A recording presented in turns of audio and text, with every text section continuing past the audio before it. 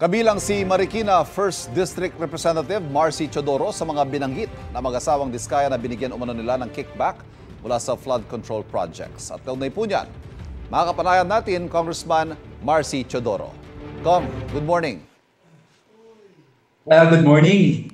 At ganun din sa mga nanonood sa atin ngayon. Kong, si Ivan, ito sabi niyo po, hindi naman kayo tumanggap ng kickback sa mga Diskaya.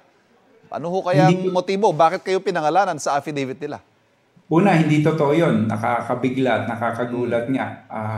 Nangyari to matapos kong i-expose o iladlad yung nangyayari sa DPWH na double funding at yung mga ibang red flag na nakita natin sa 2026 National Expenditure Project. Dahil nakita natin, ang insertion hindi nangyayari lamang doon sa BICAM o sa small committee, kundi nangyayari rin sa preparation ng budget. Ang problema sa DPWH, structural na systemic na Kaya yung pagbabago, systemic din. Dapat sinisimulan. Hindi na lang doon sa implementation ng project ang binabantayan. Higit sa lahat, pati sa pagbabudget. Ito yung nakikita kong relasyon kung bakit ako nadamay nadawit Dahil kahit sa anumang isip na ginagawa ko, hindi naman ako nakaupong congressman noong panahon na yon. 2 buwan pa lang akong congressman ngayong 2025. At nung una akong maging congressman, 20 years ago, 2007. Yes. Kaya hindi ko inisip na mababanggit o may sasamang ang pangalan ko. Kaya sinasabi ng aking mga kakilala dito sa Marikina, baka demolition job ito para paglalaglag o sinasabi ko, ine-expose ko tungkol sa budget ay mawala ng kredibilidad. Isa yon. Pangalawa, diversionary tactics para malihis yung totoong issue ng anomaly o kaya corruption. Hindi lang sa DPWH implementation of flood control projects, higit sa lahat doon sa pagbabudget. Marami kami marahil na sagasaan nabangga. Nung binabago ngayon yung listahan ng NEP, sabi nila, paglilista pa lang sa NEP, meron ng lagayan may kickback Kong, if I may push the point, kasi lahat naman ng mga pinangalanan ng kongresista, as expected, lahat po nag-deny. Pero ito mga sinasabi nila, wala naman resibo to so walang paper trail. So, kampante kayo that this can be easily disproven. Siguro, maybe by circumstantial evidence o kung ano man. Kampante. Yun nga lang, ang nagiging problema talaga, nakaka-discarrel ito doon sa focus ng ginagawa sa kasalukuyan natin sa Kongreso. Tulad kahapon, ako sana yung magdi-defend ng mga attached agency sa Office of the President.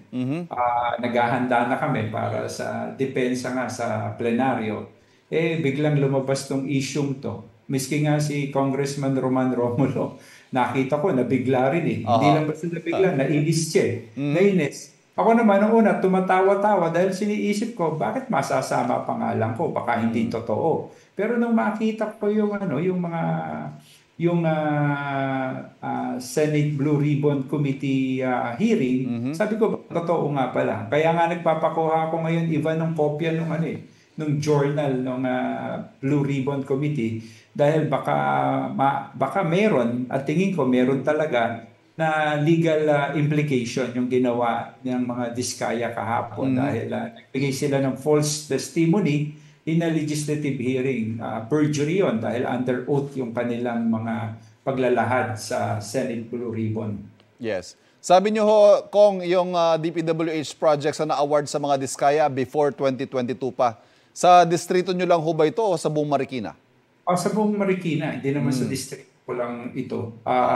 Tatandaan ko dati nung mayor ako, minsan pinuntahan ako ng mga Diskaya sa aking opisina. Opisina, hindi sa isang pribadong lugar. Yes. Open yung opisina ko, maraming tao, maraming nakakita.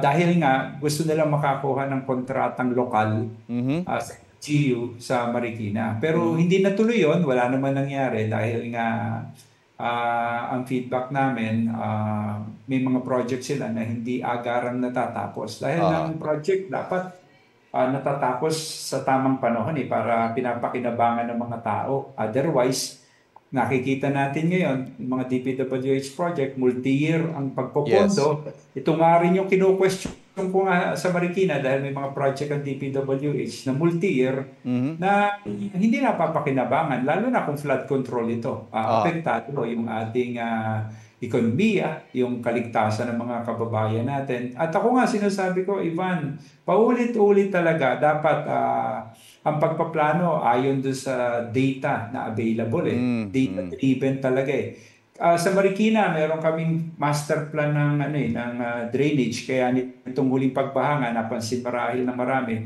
nababawasan na yung pagbaha. Project NOAA, yung sites, dapat yun yung meron lang, may tatanong lang ako isang specific project itong nakita namin sa sumbong sa Pangulo. May flood control project ang St. Gerard Construction worth 56.7 million pesos along Balanti Creek. Parehong Diskaya Company. So ito, completed daw noong 2024. Ito hoy, nasa distrito ninyo?